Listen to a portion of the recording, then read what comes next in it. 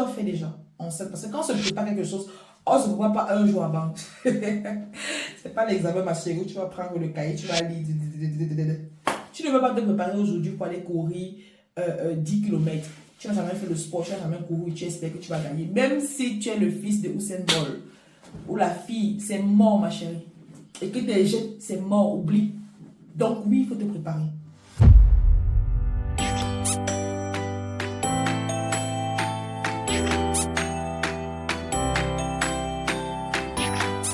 C'est mignon d'avoir un enfant. Franchement, c'est beau. C'est vraiment la plus belle chose en fait. Une des plus belles choses en tout cas qui puisse arriver à une maman. Franchement, c'est une grâce. Profite. Les beaux vêtements. J'ai l'impression que les gens là, c'est-à-dire que tout ce qu'on fait pour bébé, c'est gnon. Après, ça reste la partie visible de l'iceberg. C'est super bien. On est d'accord. C'est mignon, c'est beau, c'est agréable, c'est une grâce. C'est une très bonne chose. Mais moi, si je suis là, dans cette chaîne, c'est pour te faire voir aussi parallèlement la partie invisible de l'iceberg. Et ça commence déjà par quoi? Par une bonne préparation. Je tiens à préciser une chose. Il n'y a aucune garantie quand on se prépare. C'est-à-dire, il n'y a pas une garantie à 100%. Quand on se prépare, que tout va bien se passer. Parce qu'on s'est préparé. Il n'y a pas une garantie à 100%. On essaye de mettre les chances de notre côté. Tu peux te préparer et tu arrives dans la salle d'accouchement, les choses se passent différemment. Là où la nuance entre, ça peut se passer différemment, vu que toi, tu t'es déjà préparé. La préparation, ce n'est pas juste se préparer à ce que nous on veut, c'est se préparer aussi aux différentes éventualités. Tu ressors de là fort, pas abattu. Ça, c'est une différence. La préparation ne garantit pas que les choses vont exactement se passer comme prévu, mais par contre, tu auras toutes les armes pour pouvoir gérer toutes les éventualités. Même si il n'y a pas une garantie à 100%, même s'il y a toujours un petit risque, ce n'est pas une raison de ne pas se préparer. On ne se basera jamais sur ces cas de figure pour dire autant mieux ne pas se préparer et laisser les choses. Erreur, ma chérie, tu vas lire l'heure. En tout cas, je t'ai dit, dans cette chaîne, je vais te donner tout ce que j'aurais aimé recevoir, tout ce que j'aurais aimé savoir avant d'aller dans la salle d'accouchement. Et surtout, je vais te donner ce que j'ai fait parce que oui, je me suis préparée. Ce que j'ai fait avant, pendant et après. Beaucoup de choses que j'ai fait qui vont t'apporter toi aussi, future maman, femme au cœur de maman, beaucoup de choses. La préparation, comme je l'ai dit, c'est super important. Beaucoup de femmes partent à l'hôpital, elles reviennent de là traumatisées. Non seulement parce que peut-être l'accouchement s'est mal passé, elles avaient voulu accoucher par voie naturelle, c'est la césarienne qui est venue les trouver, le traitement à l'hôpital, tellement de choses en fait, tellement de choses. Et c'est des choses qui laissent des traumatismes, des déchirures, des blessures que l'on porte parfois sur le long terme. C'est pour ça que c'est super important de se préparer à l'accouchement. Quand on est préparé, on est mieux armé. C'est comme quand tu vas courir, tu dois te préparer, tu dois t'échauffer. C'est super important. Donc la préparation, c'est quelque chose de crucial pour pouvoir avoir toutes les armes pour gérer l'accouchement, pour gérer les éventualités, pour gérer les choses imprévues. J'espère que cette vidéo tombera sur une maman qui est prête, qui est prête à l'accouchement. Parce que moi, j'ai eu cette grâce de tomber sur une personne qui m'a donné beaucoup de conseils avant l'accouchement, mon premier en tout cas. Et je rends grâce à Dieu. Donc, quels sont ces 3 types de préparation super importantes? La première préparation, laisse-moi te dire, c'est une préparation physique. Il faut te dire une chose. Tu vas accoucher. Quelle est la première chose qui va être bousculée, qui va être éprouvée? C'est ton corps. C'est ton corps physiquement. C'est ton périnée. Tout ce muscle-là en bas qui porte l'enfant. C'est ton cardio qui va être éprouvé. Parce que tu vas travailler pendant une longue période, tu n'auras même pas l'appétit. Tu fais comment pour ne pas te préparer? Tu fais comment pour dire que tu vas te lever, aller courir pendant 8 heures? Si tu ne sais pas courir, si tu ne sais pas contrôler ta respiration, ce n'est pas possible. Tu conviens avec moi, je crois que jusqu'à cette vidéo, que une préparation à l'accouchement est super importante. Donc, on est sur la préparation physique. Alors, toi qui es enceinte, par exemple, ce que tu dois faire déjà, enceinte, parce que quand on se prépare quelque chose, on ne se prépare pas un jour avant. C'est pas l'examen, ma chérie, où tu vas prendre le cahier, tu vas lire. Tu ne veux pas te préparer aujourd'hui pour aller courir 10 km. Tu n'as jamais fait le sport, tu n'as jamais couru, tu espères que tu vas gagner. Même si tu es le fils de Usain Bolt ou la fille, c'est mort, ma chérie. Et que tes jettes, c'est mort, oublie. Donc oui, il faut te préparer. Parce que tu dois te dire, l'accouchement, c'est sportif. C'est la première chose que tu dois savoir. L'accouchement, c'est sportif. C'est une épreuve de course. C'est un cardio. Et quand on te parle de cardio, on te parle de quoi? De un seul élément le plus important, la respiration. Une femme qui ne sait pas contrôler sa respiration n'a rien à foutre dans une salle d'accouchement. Je suis désolée de vous choquer, mais je dois vous choquer. On gère pas la douleur de l'accouchement en criant comme la chèvre au bateau. What? Je ne suis pas réalisée, ça fait pas mal.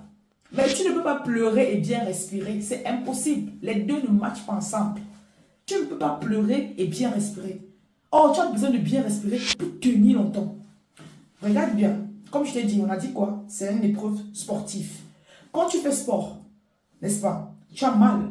Qu'est-ce que tu as? Le réflexe même que tu as. Les conseils qu'on te donne, c'est de quoi? C'est de inspirer et de expirer pour chasser la douleur. Quand tu inspires et tu expires, tu chasses la douleur. Regarde comment quand Nganou fait sa boxe, il contrôle sa respiration. Il n'y a pas un mouvement de respiration qui n'est pas contrôlé ou conscient. Non, non, il ne respire pas. Oh, ma chérie, c'est quoi? C'est quoi, maman? Arrête ça. Arrête ça. On me l'a dit, j'ai compris. Parce que je vous ai dit quoi, l'esprit critique. Il faut tout critiquer, il faut tout analyser. Bien sûr que j'ai besoin du souffle. Il y en a qui partent, qui ont la génétique, qui partent en accouchement. Le corps de l'utérus se dilate très rapidement. D'autres que maman, 2 jours, 2 doigts. Tu fais comment? Tu fais comment si tu t'éparpilles? Mon ami, on va te mettre, on va te provoquer. Et tu sais, quand c'est la provocation artificielle, ça fait encore plus mal. On va te provoquer et on va finir, on va me couper. On va couper ton ventre. Donc, ma chérie, tu dois contrôler ta respiration. Quand les contractions viennent, tu inspires, tu expires. On va refaire une vidéo dessus. Je suis juste en train de passer. La préparation est physique, c'est-à-dire que pendant ta grossesse, on se prépare avant, n'est-ce pas? On a dit ça. On se prépare avant. Pendant ta grossesse, tu dois aller apprendre à marcher. Les femmes qui sont, c'est-à-dire que quand elles sont enceintes, je suis consciente qu'il y a les caprices. Les grossesses sont différentes. Oui, je suis d'accord. Mais il y en a qui abusent. Paraissent qu'elles prennent un mètre sur elle là vraiment. J'ai pitié de voir l'accouchement. Quand on va aimer le soulever ton pied, même la force pour soulever ton pied. Le héros. Ça fait amène-moi le poclo, amène-moi le héros, et le dolé, et la chèvre. Maman, le congrès de chèvre. Faut arrêter. Je vous dis que j'aime la nourriture, mais il faut oublier. Hein. Vous me voyez pas mes joues charnues là. Je fais mon sport, je marche. Je fais des escaliers, je cours, maman. C'est important. C'est important. C'est-à-dire que si tu n'aimes même pas courir, toi en tant que maman, ce que tu dois faire, surtout quand tu as traversé les 3 premiers mois, ton docteur de gynéco est là pour te conseiller. Donc la grossesse, les pilules et tout. Si vous voulez des vidéos dans ce sens, je le ferai. Mais allons un peu, rentrons un peu dans les vraies choses. Tu dois marcher à minimum 2 heures chaque jour. Minimum 2 heures chaque jour. Vers la fin de la grossesse là, ma chérie, tu fais quoi? Non seulement l'oxygène que tu prends, c'est très bien pour le cerveau, mais tu dois pouvoir travailler ton corps physiquement. Parce qu'il a un combat. Je dois te dire quoi? Ton accouchement, c'est comme ton combat de Nganou avec Tyson Fury. Ma chérie, tu vas aller affronter Nganou sans te préparer pendant des années même, voire même des décennies à l'avance. Tu commences où Tyson Fury. C'est exactement ce que tu dois dire. Tu dois être dans les dispositions physiques. Tu vois? Disposition physique. La marche, l'inspiration, l'inspiration, l'inspiration, l'inspiration. Pour moi, dans ces exercices physiques, c'est la marche, la maîtrise de la respiration, la bouche ouverte, comme Gars nous fait ces combats-là. L'inspiration et l'expiration, c'est les 3 choses importantes qu'il faut faire. Parce que quand la troncation va venir, tu vas aller chercher la douleur là, tu vas l'aimer, tu vas tomber amoureux d'elle et tu vas faire le chemin avec elle. Ça donne ça.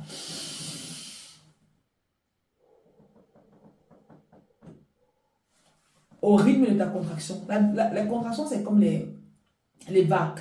Quand la contraction finit, tu peux taper la Ninja avec ta bestie. Tu tapes la Ninja avec ta bestie, après, pas tu reprends. D'accord? Donc, arrête-moi la paresse, super maman. Arrête-moi la paresse et sors marcher. Aucune excuse. À aucune excuse. Ton corps doit suivre ton rythme que tu l'imposes. Parce que cette préparation physique-là, elle sera très déterminante pour ton accouchement. Et pour moi, l'accouchement, la douleur se gère. C'est-à-dire que ce côté physique, c'est 20%. C'est-à-dire que c'est 20%. 20%, ça sera ton avantage. C'est-à-dire si tu es préparé physiquement. On retombe à la deuxième préparation que tu dois faire. La préparation mentale, émotionnelle, n'est-ce pas, spirituelle. Pour moi, c'est la plus importante de toutes. La plus importante de toutes. Alors ma chérie, si tu regardes cette vidéo et que tu as aimé ce que j'ai eu à dire jusqu'ici, laisse-moi like. Partage cette vidéo, elle pourra aider une future maman. Et si toi-même tu n'es pas encore maman et que tu es entouré d'une amie future maman, ces informations sont importantes pour toi. Comme je dis, tout le monde s'implique dans l'éducation d'un enfant, tout le monde s'implique dans la préparation à un accouchement d'une connaissance. Donc, comme j'ai dit, la préparation mentale, la préparation émotionnelle et spirituelle, c'est la plus importante de toutes. Elle t'aidera à 80%. C'est-à-dire que la préparation physique dont j'ai parlé en premier, ce n'est que 20%. Elle ne représente que 20%. Elle t'aidera à 20%. Ce n'est pas rien, c'est beaucoup. Mais la préparation émotionnelle, spirituelle et mentale, 80%. L'accouchement, c'est ça. 80% dans le mental, 20% physique. Parce que la quantité de douleur que tu vas ressentir, maman. Je ne suis pas là pour te faire peur, mais je dois te dire les choses telles qu'elles sont. Regarde-moi bien. L'accouchement fait mal. Oui, ça fait mal, maman. Est-ce que la douleur est supportable? Oui, elle est bien supportable. Alors, je m'adresse ici à une maman, à une future maman, qui est en train de partir, par exemple, à un accouchement et suit juste cette vague de femmes qui prennent les péridurales juste pour le plaisir. Écoutez très bien, je ne parle pas des femmes qui ont fait leur combat, parce qu'on est toutes différentes, qui sont arrivées à leur limite et qui n'ont pas eu d'autre choix que de prendre la péridurale. Je ne suis pas là pour vous juger, c'est votre choix. Il y en a qui n'ont même pas eu le temps de...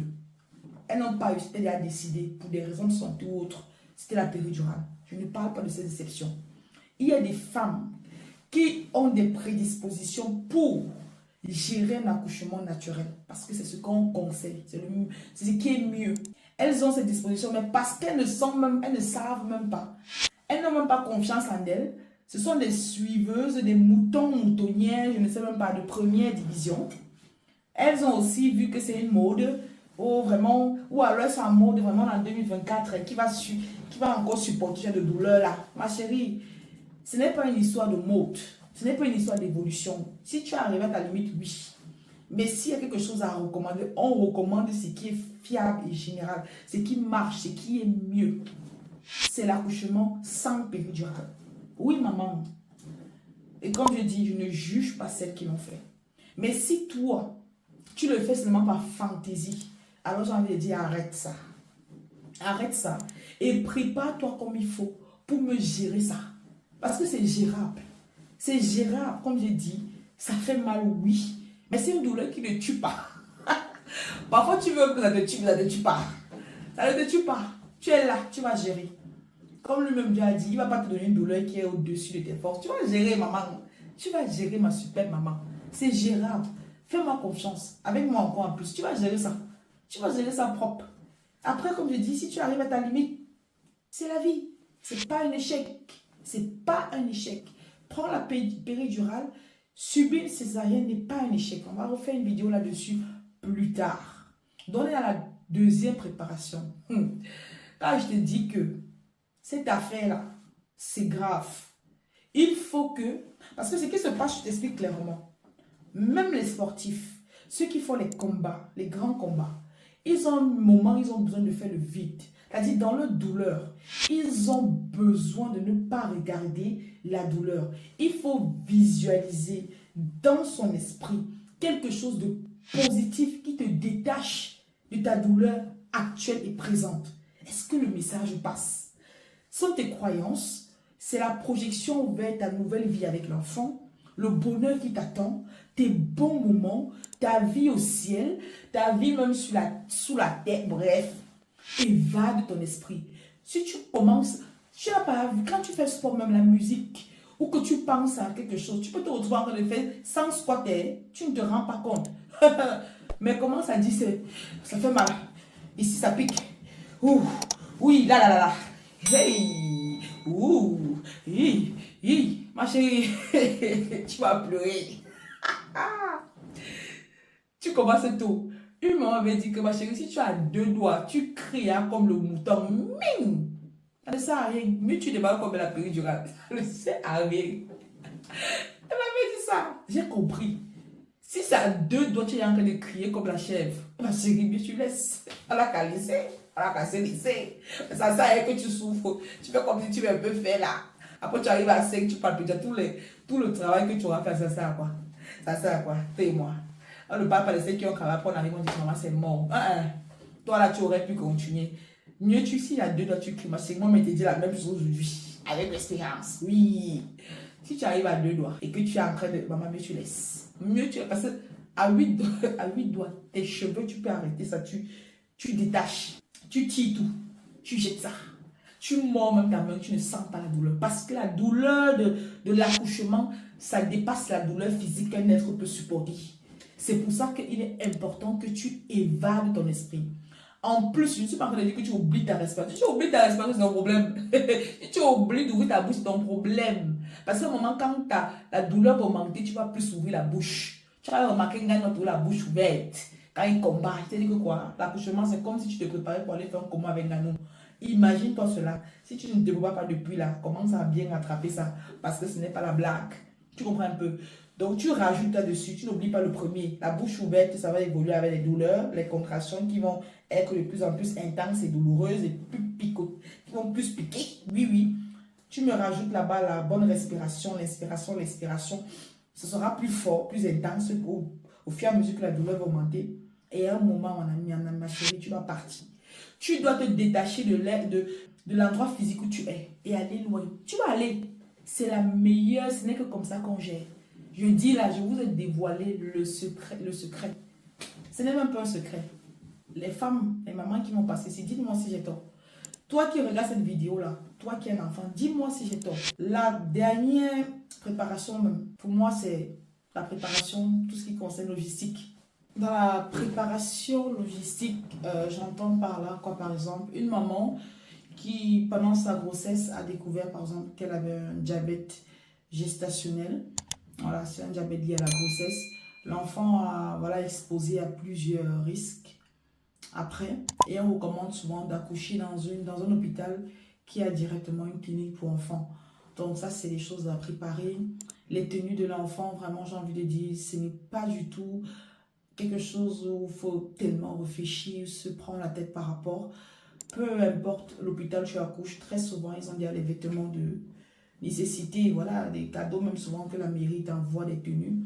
Mais voilà, il y a des mamans qui veulent bien faire des photos souvenirs et tout, alors c'est toujours l'organisation logistique. Tu es prête, mais si jamais ça arrive que voilà, l'enfant vient plus tôt et que tu n'avais pas prévu, que tu te retrouves à aller à l'hôpital de façon précipitée, c'est la dernière chose que tu dois commencer à occuper ton esprit. Tu te concentres, s'il te plaît, sur les choses importantes. Pour la première préparation et la deuxième préparation. Donc, ça, c'est un critère. Est-ce que tu es dans un studio, dans un végué, tu vis avec plusieurs personnes, tu as besoin de déménager, ça a des choses à voir avec le partenaire. Comment est-ce que les petites choses dont tu as besoin. Mais dans cette préparation logistique, j'aimerais juste attirer l'attention et de vous dire que les vêtements et tout, ne faites pas l'erreur d'acheter beaucoup au départ parce que l'enfant grandit vite. Ne faites pas l'erreur d'acheter trop parce que ça ne sert absolument pas à grand chose en fait. Acheter l'essentiel, espacer vraiment les tenues. C'est-à-dire que si tu accouches, tu prends peut-être 56, 1, 2, c'est 1 centimètre. Tu tapes directement dans les 3 mois. C'est un peu grand, mais c'est pas grave. L'enfant pourra grandir. Ça sert à rien d'acheter une tenue toujours juste. L'enfant doit toujours avoir de l'espace. Je vois les mamans, même après 2 ans, 3 ans, les tenues sont toujours serrées sur l'enfant. L'enfant doit avoir les tenues toujours amples. Non seulement c'est bien pour son développement, pour pouvoir bien se mouvoir. Et de deux, voilà, ça fait aussi une économie. Parce que les enfants, ça grandit tellement, tellement vite. La chose qu'un enfant a le plus besoin petit, il n'est pas conscient de la marque Gucci que tu lui mets. Quand tu accouches, je suis désolée, mais il n'est pas conscient de se dire, écoute, je viens d'une famille nantie, je ne suis pas comme les autres, moi je porte mes nages, je porte ci, je porte ça. L'enfant n'en est pas conscient. La seule chose dont il a besoin, c'est de l'amour et de la présence de ses parents. C'est de la seule chose dont il a besoin. Donc, dans cette préparation, voilà, layette et tout, maximise-toi justement dans la préparation pour pouvoir être à mesure de lui donner tout l'amour dont il a besoin, même dans ses cris. Donc, sois fier de ce que tu as, sois conscient de tes ressources, maximise sur les choses importantes et primordiales et profite de chaque moment, même dans la douleur.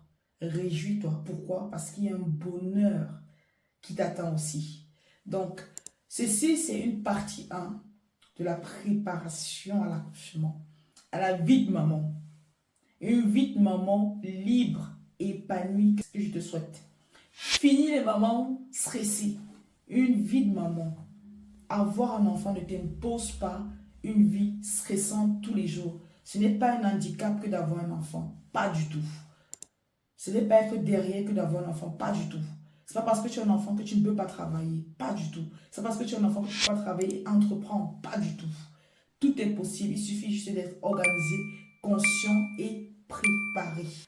Encore une fois de plus, mes félicitations à toi, ma super maman.